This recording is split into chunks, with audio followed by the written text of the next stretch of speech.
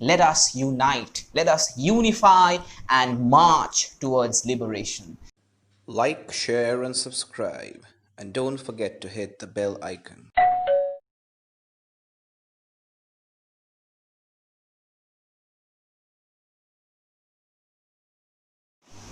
Hello friends, the text that we are going to deal with today is I Know Why the Caged Bird Sings, a very famous and a moving poem, a moving tale, autobiographical in nature, and it is written by none other than Maya Angelou, the famous activist, the Afro-American activist in the civil rights movement in America that took place in the 1950s and 60s. So let us go to the background like we generally do before we go into the text.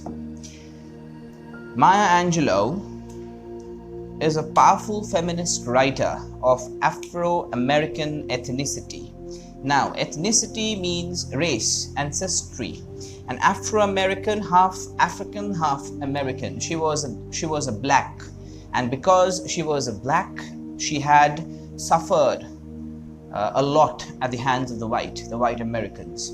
So all that segregation, all that torture, all that confinement, restriction that she had gone through as a child and later on as a woman, as an activist, all that led her to finally pen down her thoughts and speak up for her people. So she very soon, with her writings, with her words, became the spokesperson for her entire community, for the women, for the black Americans as a whole.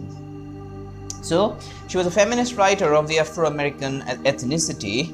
She is a widely acclaimed author, poet, and civil rights activist. Like I said, civil rights activist. To understand that, you'll have to note what civil rights movement in America actually was. It was a decade-long struggle by the African Americans to end legalized racial discrimination, disenfranchisement, and racial segregation in the United States. The period tentatively was between 1954 to 1968, and during this period of struggle, this movement, there were several activists. The prominent ones were obviously Martin Luther King Jr., Malcolm X, and you had others like Muhammad Ali, like Bob Dylan, and so many others who, along with Maya Angelou, put forward their opinions, came forward with their views, and unified the people against this oppression, against the wrongs. So, civil rights activist who worked closely with Martin Luther King Jr. and Malcolm X.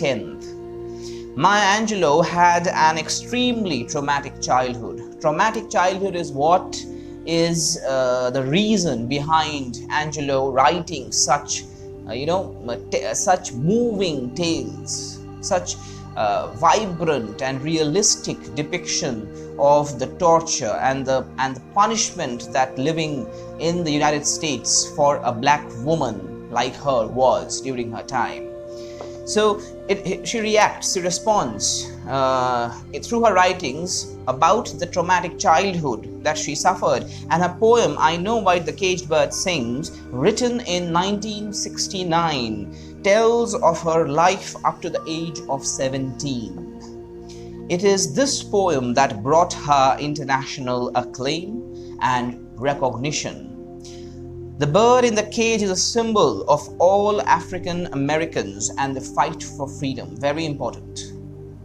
It is a symbolic image. The bird that is there in the title, I Know Why the Caged Bird Sings. The caged bird is not a bird that you generally associate with cages. This is the bird being a symbol of the black Americans, of the African Americans who had for so long been caged. Caged in the sense their freedom taken away, their life being dictated, governed at every step by the whites. And which is why the bondage, the slavery of sorts, led them to be nothing but just Men, people, women living in cages, like a bird trapped inside a cage. So that is a symbol here that has been used. So in this poem, it symbolizes the struggle of being a black author and whose words were not heard, and one of who longs for freedom, because the black American's voice is not heard. They don't pay heed to what they say. They don't provide them the rights, the luxuries that they themselves enjoy, the white Americans. That is why it is the need of the hour to revolt, to speak up, to protest, and to extract what is theirs. The right to live as a free man, as a free individual in the free country. Think of the lines, grave of dreams, nightmares scream, and compare the liberty of the free bird with that of the shackled, caged one. So we'll come to all that. It is all about contrasts. Like in most of images, most of visual depictions, authors and poets tend to use imagery in such a way that they will be able to, envision two different images of contrasting definitions. Only then will black appear more black than white, and white appear more white than black. So the caged bird and the free bird are the two contrasting images in the poem, and each of these two birds are symbolic of, here the caged one is symbolic of the African Americans, and the free bird is symbolic of the white Americans. With this much information in our head, let us go forward with the poem. I know why the caged bird sings, Maya Angelou. Now, before I go into the poem, you'll have to be very thorough with each of the expressions, the phrases, the words. So I suggest you to take the text out and keep it ready, open in front of you, and not just listen to this lecture, because half of it will be forgotten as soon as you finish the video. So I want you to make the necessary notes. I want you to make the necessary pointing out of the facts, underlining of things. Do it with the text open in front of you. That is of paramount importance. Now, I know why the caged bird sings. First stanza. Let us begin. A free bird, it says, leaps on the back of the wind and floats downstream till the current ends, and drops his wing in the orange sun rays and dares to claim the sky. Very, very vibrant image of a free bird. Imagine, a free bird here means, imagine an eagle, imagine a kite that is really big and powerful, and it is having those huge wings with which it is gliding through the sky, and it is daring to conquer it. That is the image that the beginning, the opening stanza of the poem depicts. Very, very, minutely, definitely. A free bird leaps on the back of the wind, it says. A free bird. The word free is very important. Although the title is about a caged bird, the poet, begins with the image of the free bird. This is important to note. So the free bird leaps on the back of the wind and floats downstream. Downstream, the wind that is going down. Like you have the river flowing downstream. Similarly, the wind here is flowing downstream, and the free bird is aiding, is taking the help of the wind and is gliding downstream till the current ends and dips his wing in the orange sun rays. Till the current ended, the current of the wind ends, the free bird moves, glides, and after the current ends, the bird spreads, dips his wings in the orange sun rays. The word orange is important. Orange in literature suggests love, positivity, freedom, expression. And the orange sun rays, it could be sunrise, it could be sunset, whatever, but the sight is very, very, very vibrant, a powerful visual image. And the fact that the bird is able to dip its wings in the orange sun rays expresses the freedom it enjoys, the absolute lack of confinement that it enjoys. It can do whatever it wants. It can go and dip its wings in the orange sun rays and dares to claim the sky. The last line is very, very important. Claim the sky. Sky is something that is limitless, that has no end. It is beyond our imagination. And the fact that the bird can even dare to claim the sky is symbolic of the power that the bird enjoys, of the absolute no restriction of desire and wish that the bird enjoys, limitlessness of his you can say intent. It can do what it wants to. It's free as freedom, as independence can get. After the first stanza, which talks about the free bird in all its glory, in all its freedom, we go to the second stanza. Now, the second stanza is an absolute contrast to the first, where the first one was of a free bird in all its glory. The second one is that of a caged bird. So we have had the white Americans in the form of a free bird, enjoying all the supremacy, enjoying all the privilege, liberty that they can get. And now we come to the caged bird, the African Americans, the black Americans. It says, but a caged bird that stalks down his narrow cage. Stalks here means to pace up and down. Why? Because it cannot go anywhere else. It has the small cage and it can only go up and down or around that cage. Stalks down that narrow cage. Can seldom see through his bars of rage. Can hardly see through the bars of rage. Now the bars of rage are very, very important.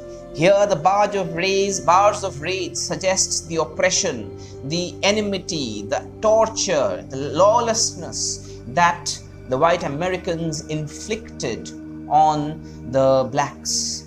And the blacks, because they did not have anything else but to accept, to obey, to succumb to those pressures, they only had the rage confined within the cages, the bars. The bars, sticks that separated them from being a free man, from freedom. So they were all confined, the rage confined. The bars were the reasons for the lack of freedom of the caged bird. That is why bars of rage. His wings were clipped and his feet are tied. Underline, very important, atrocities.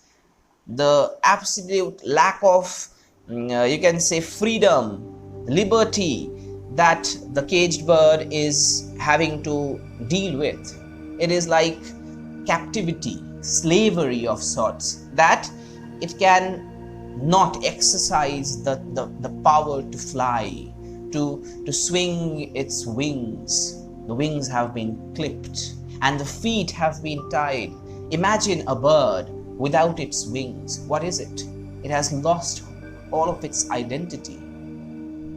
Same is for the caged bird. It has lost its identity. And because it has lost its identity, we'll come to shadow later on, where it is much more prominent, the identity being lost. So he opens because he has nothing else now. The caged bird has nothing else. The wings are clipped, the feet are tied. It's atrocious torture upon the caged bird. All that the caged bird can do in the confinement of the cage is open its mouth to sing. Not sing songs of glory, not sing songs of love and affection and beauty, but songs of pain, songs of desperation, cries that are touching, that are about the longing for freedom. Those are the songs that he wants to sing, because he has only the songs left to express, to emote That is all that the bird has now. So the first two stanzas of the caged bird and the free bird is very, very crystal clear in our heads. And in continuation with the description of the caged bird, the poet goes on further to describe about the challenges, the obstructions, the hurdles that the caged bird is subjected to every moment of the day. It says, the caged bird sings with a fearful trill. Fearful means it's definitely afraid. It is afraid because of the lawlessness, the absolute lack of dignity with which they have been treated. He has been treated. And that has caused him to be afraid, and that fearfulness is evident in the trill, the sound that is coming out of his mouth. And the trill here means sharp, shrill sound of the bird, of the song that he is singing. So he sings with a fearful trill of things unknown. What does he sing of? What does he sing of? He sings of things that are unknown to him. Why? Because he has been trapped inside a cage. He has not seen the world. He has not seen what it is like outside. And he wants to know them. He wants to see them. He wants to glide over them like the free bird does. And he is singing about them. Of things unknown but longed for still. Longed for suggests a quality of wanting to achieve, desiring something. And longing is a kind of wanting to get, aspire something, a deep feeling to get something, but there is a sadness involved. There is a sense of melancholy that is prevailing in that longing. Because somewhere he knows maybe he will not be able to get it. There is this deep-rooted sadness. He longs for it. And his tune is heard on the distant hill because the bird is singing now impassioned cries, impassioned songs. The song is so powerful that it is reaching the distant hills. Here the distant hills are symbolic of many things. It could be of all the other people around who are in their own cages. This bird is awakening them.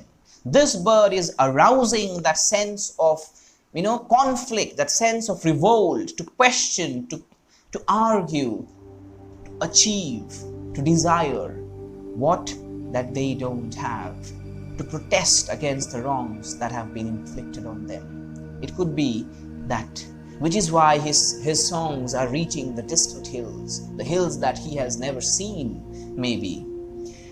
For the caged bird sings of freedom. Why is his song so powerful, so impassioned? His song is impassioned and powerful because he sings for freedom. This is not a song that you sing just to pass time. This is not a song that you sing just out of pure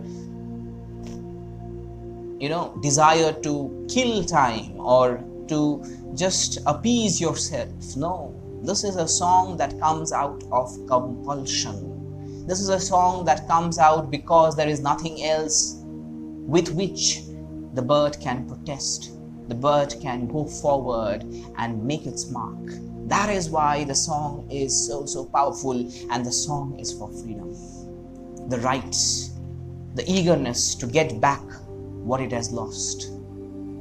And just deviating from the text a little bit, back then in America, when they used to bring all these slaves from the other countries, from Africa and all these nations, they generally used the sea routes. And once they were there entrapped, they were now a product of slavery, and they were not free enough to do what they wanted to do. All they had to do was work in the farms, and they could not speak, they could not protest. So all they did was sing.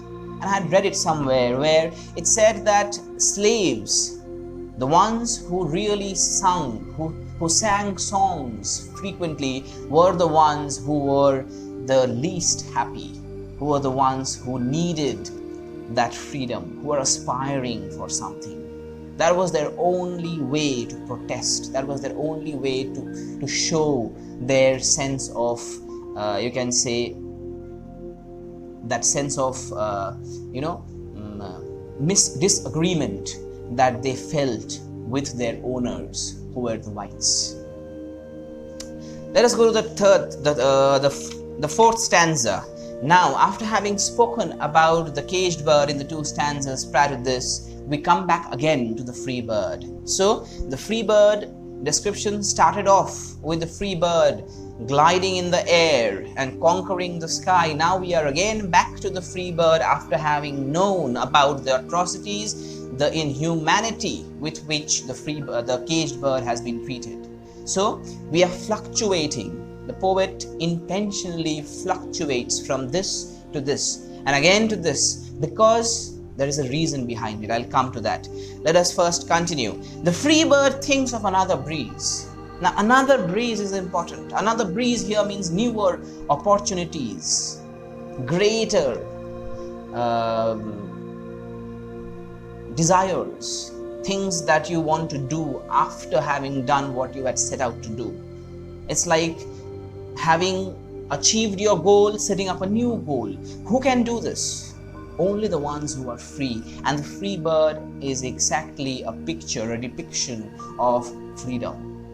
So he thinks of another breeze, and the trade winds soft through the sighing trees. Trade winds, the winds that blew from the equator towards the poles. You must have studied in geography, and it is these trade winds which the sea routes, the sailors used to navigate through the oceans. And the trade winds were blowing through the trees, and they were sighing. Sighing here means a sense of grief, an expression of sadness. It could be that there are several meanings. It could be maybe the trees themselves were sad. They were kind of reflecting the sadness of the caged bird, because like the caged bird, the trees were also rooted to the ground.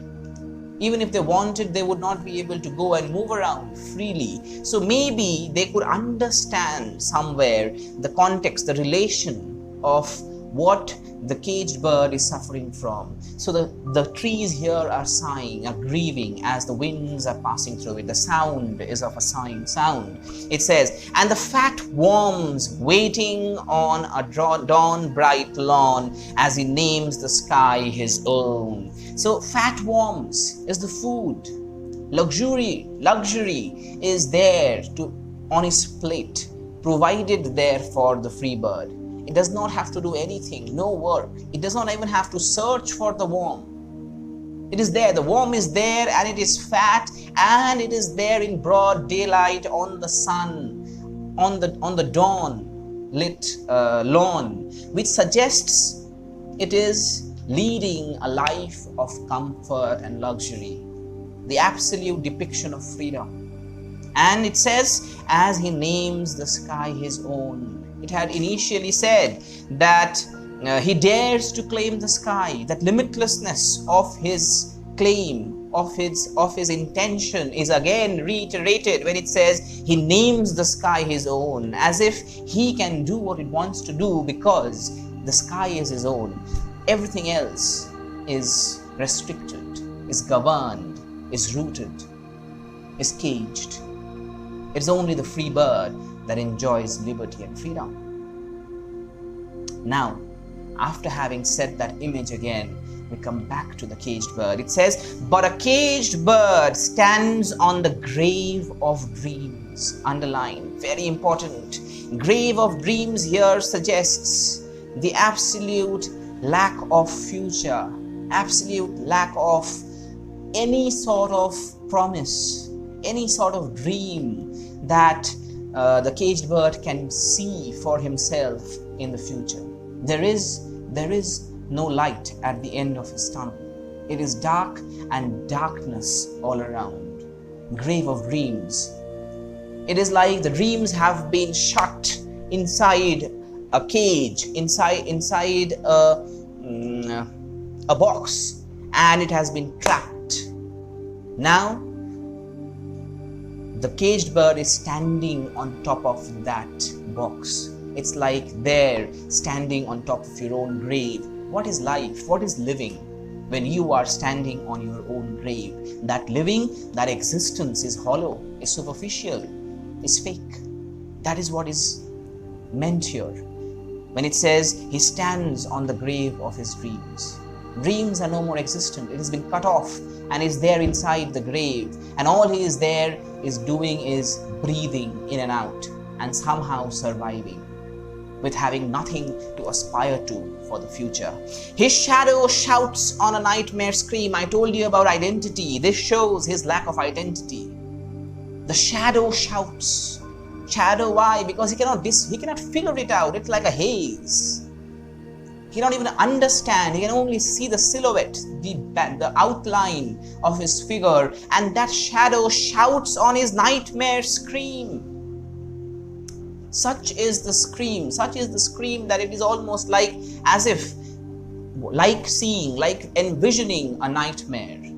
And whenever the caged bird sees something, maybe it could see a shadow, it ends up shouting. Why? Because it is so afraid. It has been tortured to an extent that it has fear and anxiety and pain wrapped around it always. Shouts on a nightmare scream, and his wings are clipped and his feet are tied. Again, there is a reiteration of this. We knew the wings were clipped. We knew the feet are tied. It is again pointed out one more time, so that when the readers read this, imagine you are Black Americans, imagine I am a Black American, and when I read this, my blood should boil, because it talks about my crisis, it talks about my pain, it talks about my absolute lack of dignity and freedom. So the poet reiterates the things that needs to be reiterated, repointed. Here it says his wings are clipped. Again, reminder. His wings are clipped and his feet are tied, and therefore so he opens his throat to sing. What else can he do? He opens his throat to sing, and he sings for freedom. Now, the last stanza is a repetition of the third stanza. Let me just read it. The caged bird sings with a fearful trill of things unknown and but longed for still, and his tune is heard on the distant hill, for the caged bird sings of freedom. So the caged bird sings because it is a song of freedom, because it is a fight for liberation, fight for emancipation, freedom from slavery. There is so much of fear that it wants to now shake that fear off and just sing his heart out. And the poet very, very craftily repeats one stanza at the very end, because there are several reasons. What I can think of is, although the poem started off with the image of the free bird conquering the sky, the poet does not want the readers to linger on with that image of the free bird. The poet wants the free bird's image to be forgotten. And what the poet actually wants is to you to adhere, to wrap around, to accept and embrace the image of the caged bird, to feel the pain of the caged bird, and along with the caged bird, sing for freedom, fight, protest, and march towards freedom. That is what the poet wants, which is why she repeats very craftily the stanza which she had already finished in the third stanza. She repeats it once more so that the readers have this image fresh in their memories when they end the poem, so that they know, if I am a Black American, now all I have to do is protest. All I have to do is sing. If a caged bird can do that, why cannot I do the same? Let us unite, let us unify and march towards liberation. That is what the poem is all about.